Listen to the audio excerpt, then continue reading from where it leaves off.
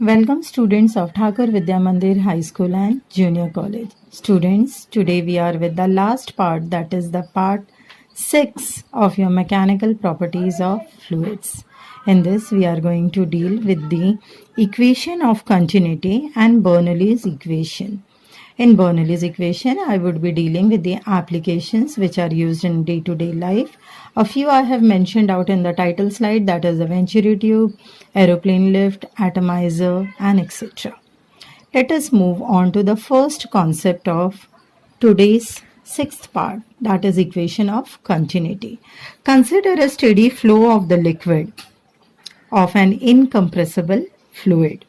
When I talk about this, the fluid is incompressible means the particle moves faster through a narrower section and slow down while moving through a wider section.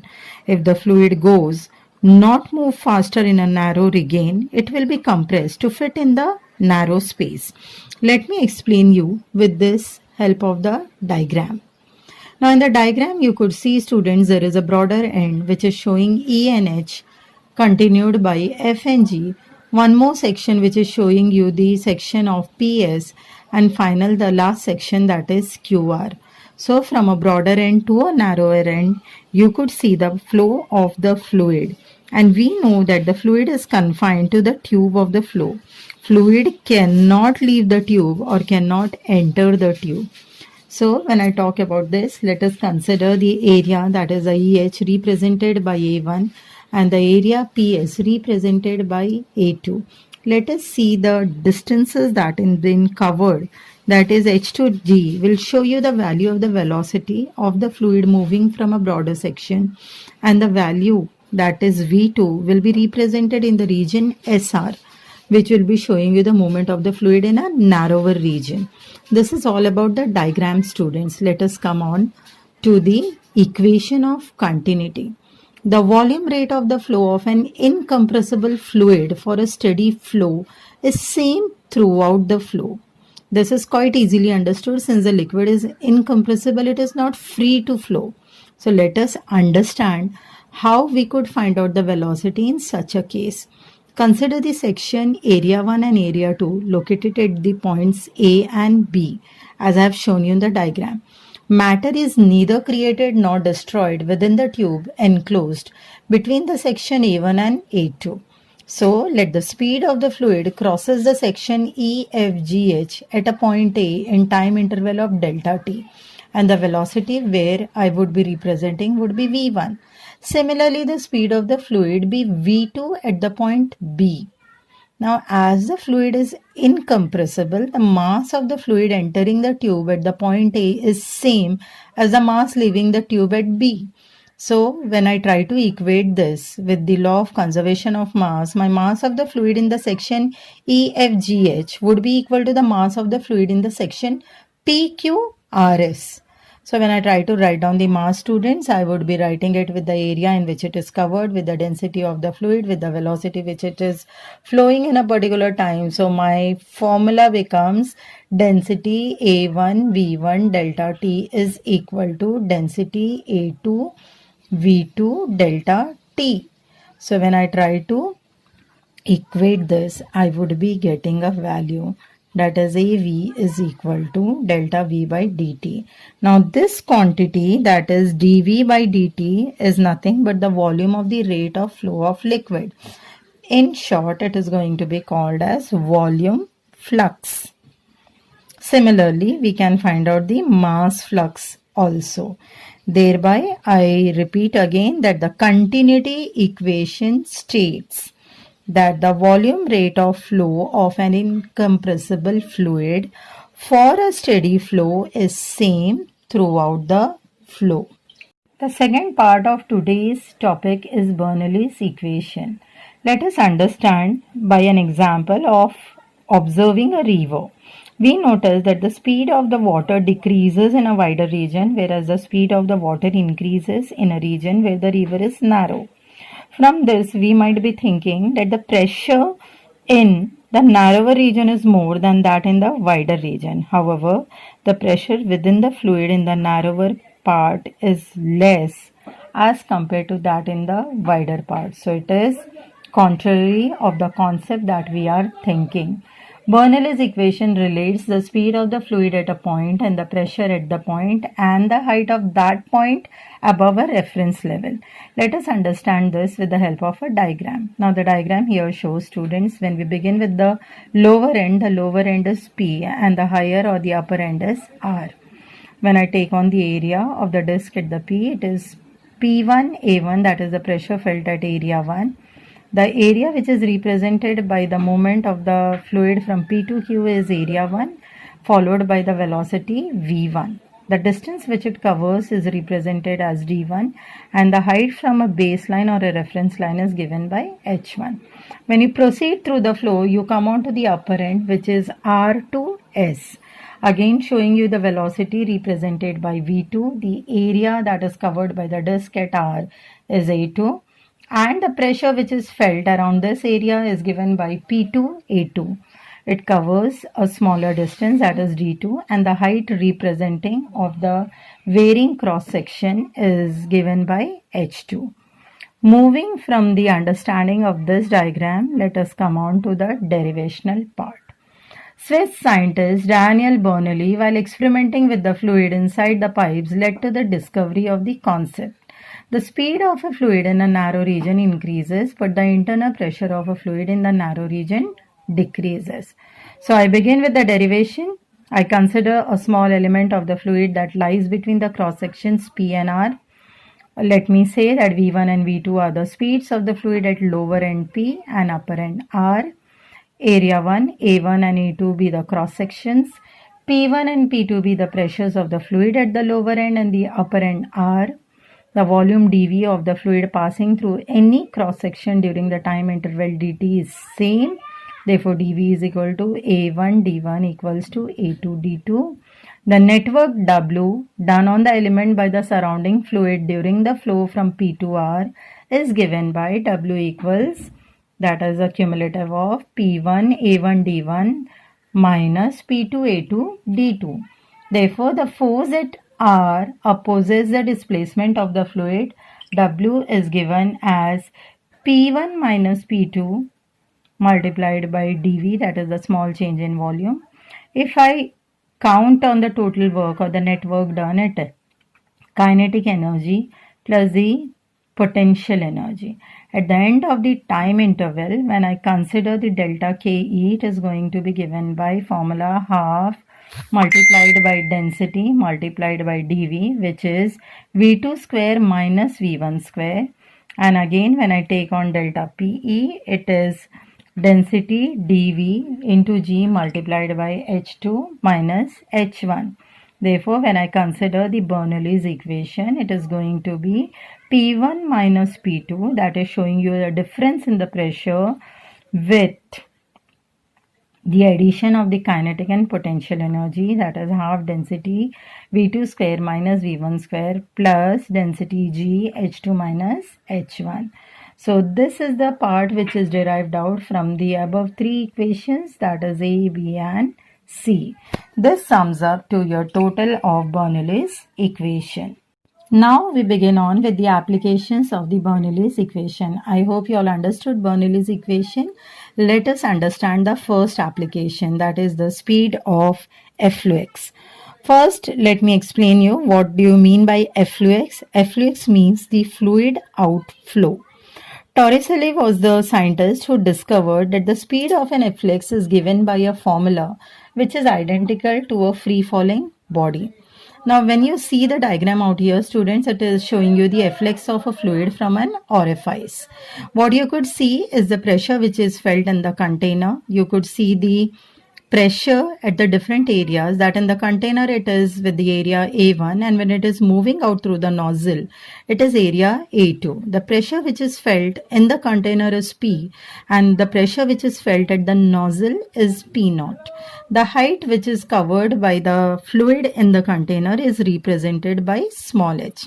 Now consider this liquid of density rho filled in a tank of a large cross-section area A1. When I consider the liquid flowing out of the tank through the orifice, my velocities V1 and V2 becomes the speed of the liquid at the areas A1 and A2 respectively. So students, I show you or I represent the second point over here, which is giving you the Bernoulli's equation, that is the P0 plus half density V1 square plus density GH is equal to P naught plus half density V2, which is showing you or representing the equation of continuity by V1 is equal to A1 and A2 divided by V2. When I take on all these values and I substitute the values of V1, I get a final value. And this final value is represented as 2GH is equal to V2 square minus A2 by A1 square multiplied by V2 square. Therefore, when I equate it and I find out the value, I get the value V2 is equal to root of 2GH. This becomes the final equation of the speed of a liquid flowing through an orifice at the depth of h below the free surface. It is same as the height of the particle falling freely through the height h under the gravity. Let us move on to the second example, that is the Venturi tube. Students, Venturi tube is basically used to measure the speed of the flow of a fluid in a tube, where it is showing a constriction inside the tube. Now, as the liquid passes through the constriction, its speed increases in accordance with the equation of the continuity. Please come on to the diagram. Diagram is showing you the tube, where it is showing you that the tube is being compressed towards one of the side. The areas which are represented by A1 and A2. The pressures in both the nozzles giving you P1 and P2, and the velocity with which it is flowing is represented by V1 and V2 respectively. Now, when I talk about this Venturi tube, I would be talking about the pressure that is getting decreased as required by the Bernoulli's equation. Let us proceed to the derivation part. The fluid of the density rho flows through the Venturi tube. From the Bernoulli's equation, it is very clear that P1 plus half density V1 square is equal to the P2, that is the pressure which is felt at the other side of the tube. If I consider the difference in the height of the liquid levels in the tube, it is represented by, so when we see that 2GH is equal to V2 square minus V1 square, the rate of the flow of the liquid passing through a cross section can be calculated by knowing the areas A1 and A2 respectively. Thus, we can, by the rate of the flow of liquid passing through a cross section, can be calculated through the areas. Students, let us proceed now to the third example of your application of Bernoulli's equation. I would be talking about the lifting up of an aeroplane. We all go through the flight. You all know that the flight takes off, but does anybody knows the reason that why does the flight takes off so easily? Let us understand this concept. You could see the diagram out here, students, that is showing you the airflow along an aerofoil. Now, when an aeroplane runs on the runway, due to the aerodynamic shape of its wing, the streamlines of the air are crowded above the wings as compared to those below the wings. This becomes your first factor.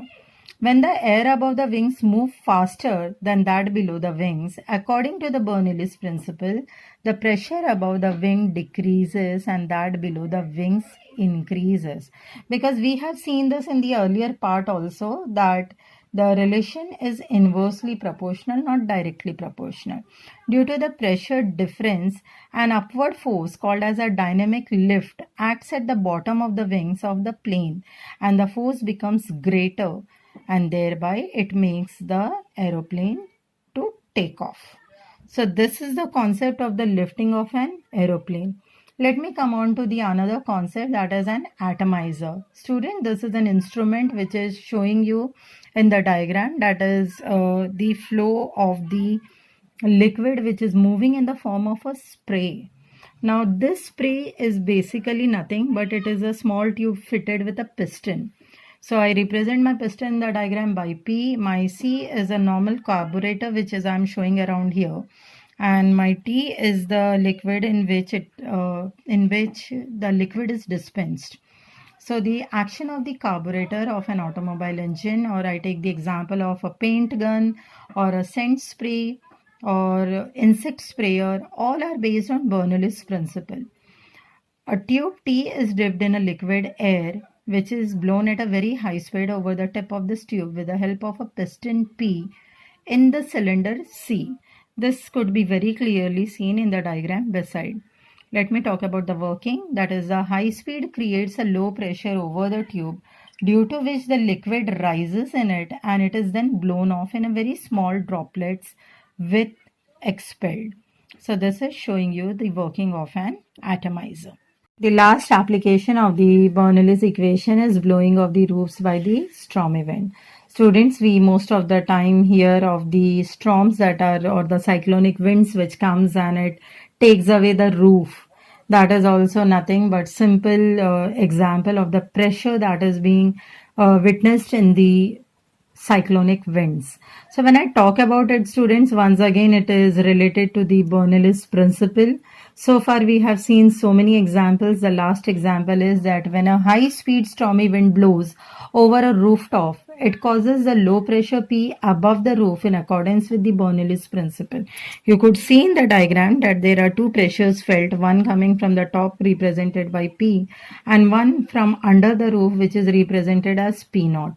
The air below the roof surface is still the atmospheric pressure, that is P0. So due to this difference in pressure, the roof is lifted up and it is blown off by the wind. There is no external force which is acting, but it is the pressure which is acting and it makes the substance move from one place to another. So these were the final applications of your Bernoulli's equation. Students, we have completed so far n number of topics in your chapter 2, that is the mechanical properties of fluid. Go through every topic thoroughly.